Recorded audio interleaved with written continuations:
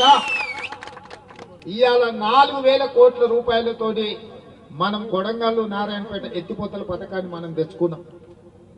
ఇవాళ medical college, engineering college, veterinary college, nursing college, degree కాలేజీలు, junior కాలేజీలు నారాయణపేట కొడంగల్ ఎత్తిపోతల పథకంతో పాటు కృష్ణా వికారాబాద్ రైల్వే లైను, అదే విధంగా కొడంగల్లో సిమెంట్ ఫ్యాక్టరీలు తెచ్చుకోవాలని మన ప్రయత్నం చేస్తుంటే కొంతమంది వచ్చి ఎట్లయినా కొడంగల్లో కాంగ్రెస్ పార్టీని పడేయాలి, కాంగ్రెస్ పార్టీని ఓడించాలి అని ఇవాళ ఈ ప్రాంతంలో తిరుగుతున్నారు.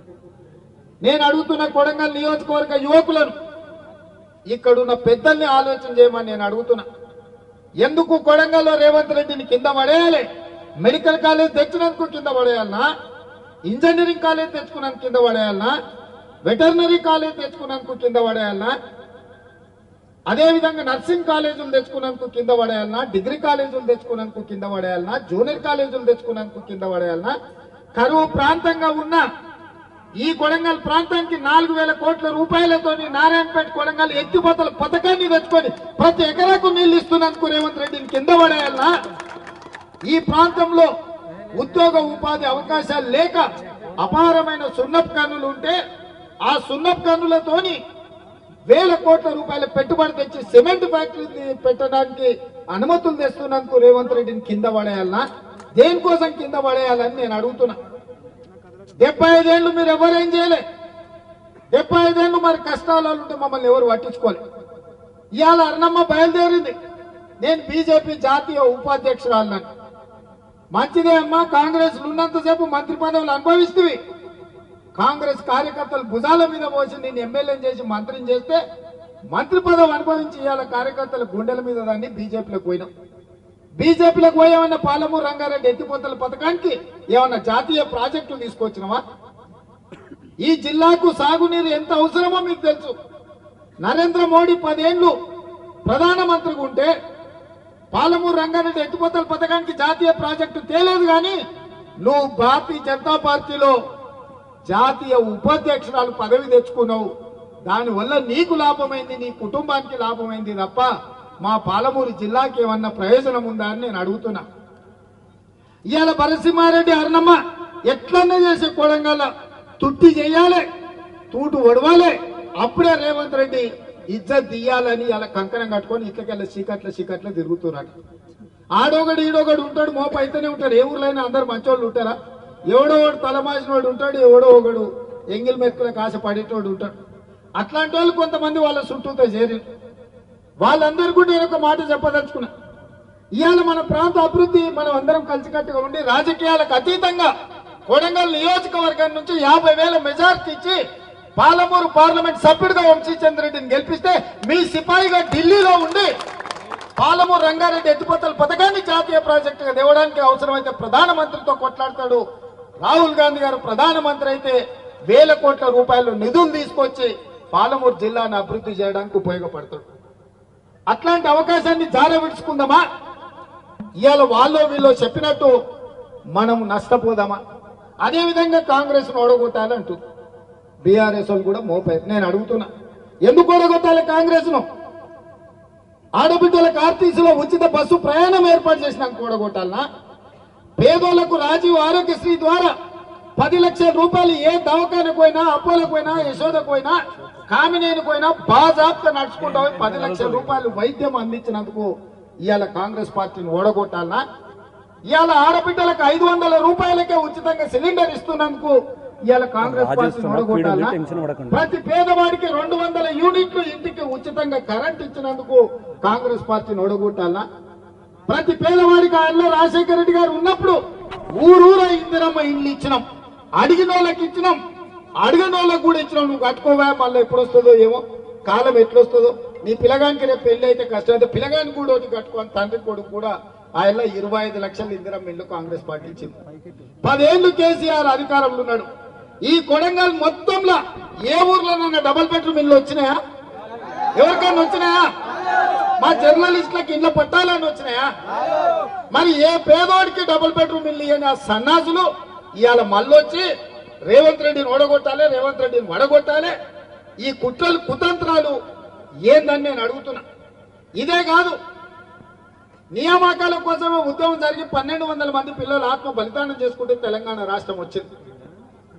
మీ అభిమానంతో గెలిచి కాంగ్రెస్ అధికారంలోకి వచ్చి నేను ముఖ్యమంత్రి అయిన 3 నెలల 30,000 ఉద్యోగాలు, ఎల్బీ స్టేడియంలో నిరుద్యోగ యువకులకు 30,000 ఉద్యోగాలు, నియామక పత్రాలు లెక్కబెట్టి తలలు లెక్కబెట్టి 30,000 మందికి ఉద్యోగాలు ఇచ్చిన. 30,000 మంది నిరుద్యోగ యువకులకు ఉద్యోగాలు ఇచ్చినందుకు ఇవాళ నన్ను ఓడగొట్టాలనా, నన్ను వడగొట్టాలనా? బీసీ జనాభా ఎంతుందో లెక్కను తెలవక 60 ఏళ్ల నుంచి బీసీలు కొట్లాడుతుంటే ఈ తెలంగాణ రాష్ట్రంలో ఉన్న బీసీల జనాభా మొత్తం లెక్క కట్టుండ్రి. లెక్క ప్రకారం వాళ్ళకు నిధులు ఇవ్వాలి, నియామకాలు చేపట్టాలని, బీసీ జనాభా లెక్కలు కట్టమని ఆదేశాలు ఇచ్చి జీవోలు ఇచ్చి నిధులు ఇచ్చినందుకు రేవంత్ రెడ్డిని ఓడగొట్టాలి, కాంగ్రెస్ పడగొట్టాలన్నా దేనికోసం పడగొట్టాలి, దేనికోసం ఓడగొట్టాలి మీరు ఆలోచన చేయండి మిత్రులారా. ఇవాళ ఎవరికన్నా ఓటేస్తే కాంగ్రెస్ కు సుక్క నీరు వస్తుందా? కొడంగల్లో ఉండే తండాలకు రోడ్లు వస్తాయా? ఈడుండే చదువుకునే పిల్లలకు ఉద్యోగాలు వస్తాయా?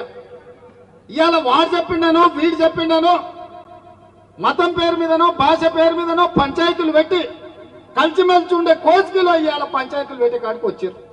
ఎన్నడన్నా కోస్గిలో ఎన్నడన్నా కొట్లాడుకున్నామా? శ్రీరామనవమికి వాళ్ళు వచ్చి పీర్ల పండుగకు మనం పోతుంది. ఎన్నడన్నా మన మధ్యలో పంచాయతీ ఉందా? గెట్టు తగాదా ఉందా, లేకపోతే ఆస్తి తగాదా ఉందా? కానీ ఇవాళ ఓట్ల కోసం మళ్ళీ పంచాయతీలు పెట్టాలని కొంతమంది బయలుదేరారు. ఇది మన ప్రాంతానికే మంచిది కాదు మిత్రులారా, ఆలోచన చేయండి. కొడంగల్ అంటే ప్రశాంతం. ఎన్నికలు వచ్చినప్పుడు ఎవరి పార్టీకి వాళ్ళకి చేసుకుంటాం, ఎన్నికలు అయిపోయిన తర్వాత ఎవరి పని వాళ్ళు చేసుకుంటాం. ఎవరి దగ్గరికి ఎవరు పోని, ఎవరి మీద ఎవరు కేసులు పెట్టుకోం.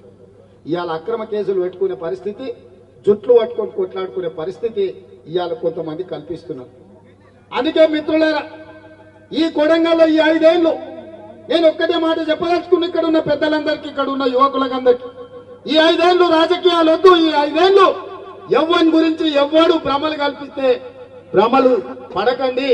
10 ఏళ్ళు ప్రధానమంత్రి ఉన్న నరేంద్ర మోడీ మళ్ళీ 3వసారి ఓటేస్తే చంద్రబాబు రాజు అవుతాడా? ఏమవుతాడా? 10 ఏళ్ళు ప్రధానమంత్రి ఉన్న నరేంద్ర మోడీ మనకేమన్నా ఇచ్చిందా?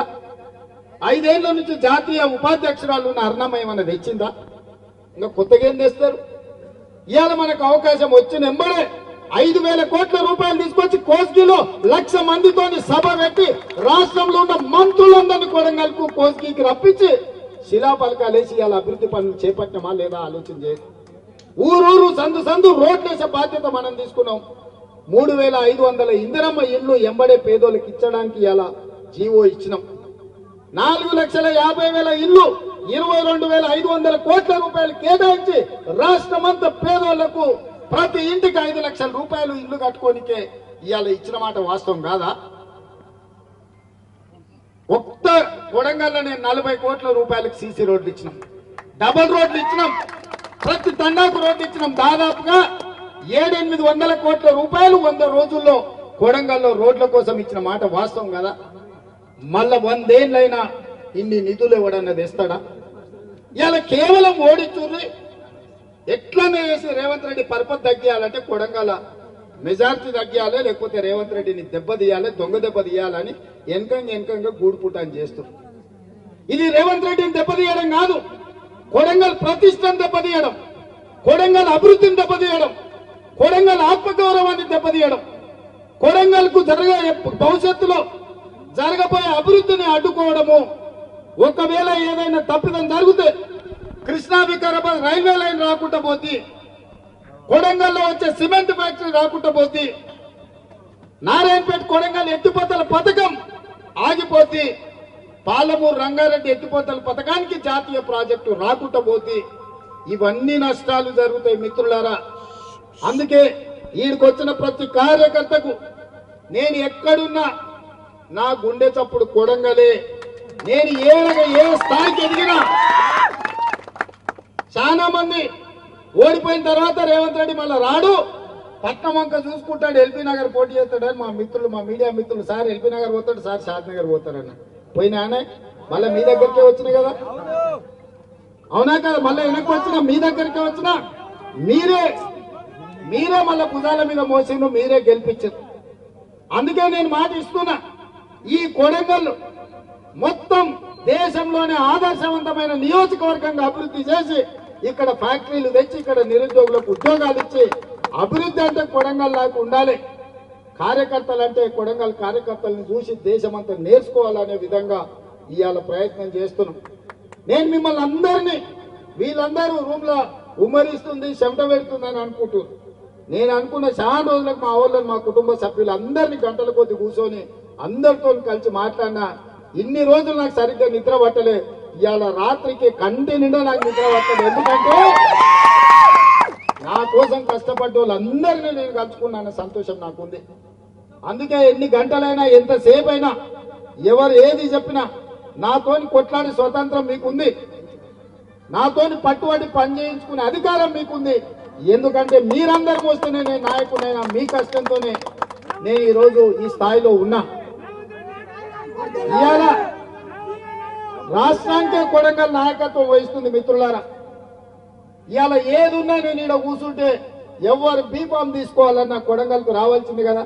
ఎందుకంటే నేను చెప్పిన 119 నియోజకవర్గాల వాళ్ళు కొడంగల్లో కొండరెడ్డిపల్లిలో కూర్చుంటే కూడా వచ్చి బీఫామ్లు తీసుకుపోతారు. ఇది మన ఆత్మగౌరవం. ఇవాళ కూడా చెప్తున్నా 17 పార్లమెంటు ఎంపీలు మనం కొడంగల్ ఇంట్లో కూర్చుంటే ఇక్కడికి వచ్చి బీఫామ్ తీసుకొని పోవాలి. ఇంత గౌరవం మనకి ఇచ్చినట్టే కదా సోనియమ్మ. ఇవాళ మన గౌరవాన్ని తగ్గించడానికి కుట్రలు జరుగుతున్నాయి, మనల్ని దెబ్బతీయడానికి పన్నాగాలు పన్నుతున్నారు. వీటన్నిటిని దృష్టిలో పెట్టుకోండి. ఎవరేమి దేరు ఇన్నేళ్లు చూసిండ్రు. అర్ణమ్మ మంత్రి ఉన్నప్పుడు చూసిండ్రు, టీఆర్ఎస్ అధికారంలో ఉన్నప్పుడు చూసిండ్రు, నరేంద్ర మోడీని ప్రధానమంత్రిగా చూసిరు. 10 ఏళ్లలో 10 పైసలు కూడా మనకి ఇయ్యలేదు. మనం సచ్చినమా బతికినమా అని మనల్ని ఎవరు అడగలే. 100 రోజుల్లో సోనియమ్మ ఇందిరమ్మ రాజ్యం వస్తే సోనియమ్మ నాయకత్వంలో కొడంగల్కు 5,000 కోట్ల రూపాయల అభివృద్ధికి వచ్చినాయి. ఇవాళ అన్ని కాలేజీలు వచ్చినాయి, అన్ని ఫ్యాక్టరీలు వస్తున్నాయి, అన్ని కొడంగల్కు శుభ సూచకం. ఇవాళ మీటింగ్ వచ్చిన వాళ్ళు రానోళ్ళకి అందరికీ నేను విజ్ఞప్తి చేస్తున్నా, ఈ ఎన్నికల్లో కొడంగల్ అసెంబ్లీ నుంచి పార్లమెంట్ కు 50,000 మెజారిటీ ఇచ్చి ఎవరి కుట్రలు కుతంత్రాలు కొడంగల్ ప్రజలు సహించరు, తిప్పి కొడతారని ఇవాళ మనందరం కూడా ప్రతినబూనాల్సిన అవసరం ఉన్నది. మీరందరూ 50,000 మెజారిటీ తెప్పించడానికి సిద్ధంగా ఉన్నారు కదా? ఉన్నారా? మా మీడియా సోదరులు కూడా చెప్పాలి. ఎందుకంటే ఇది మన ప్రాంతం, మీరు కూడా ఇక్కడ బిడ్డలు. ఈడ జరిగే ప్రతి అభివృద్ధి మీకు కూడా వస్తుంది. మీ తల్లిదండ్రులు కష్టపడి ఈ ప్రాంతంలో కష్టాలు చూసిండ్రు. ఇవాళ మన కష్టాలు తీరే సమయం వచ్చింది. మీ అందరి సహకారం ఉండాల్సిందిగా కోరుకుంటూ అందరి సమస్యలు పరిష్కరించే బాధ్యత నాది. రాష్ట్రానికి నాయకత్వం వహించమని సోనియమ్మ మల్లికార్జున ఖర్గే గారు నాకు ఆదేశాలు ఇచ్చిండ్రు. ఎక్కడున్నా కూడా నా గుండె చప్పుడు కొడంగల్ అని చెప్పి మళ్ళొక్కసారి మీ అందరు తెలియజేస్తూ మీ అందరి దగ్గర సెలవు తీసుకుంటా. జై కాంగ్రెస్.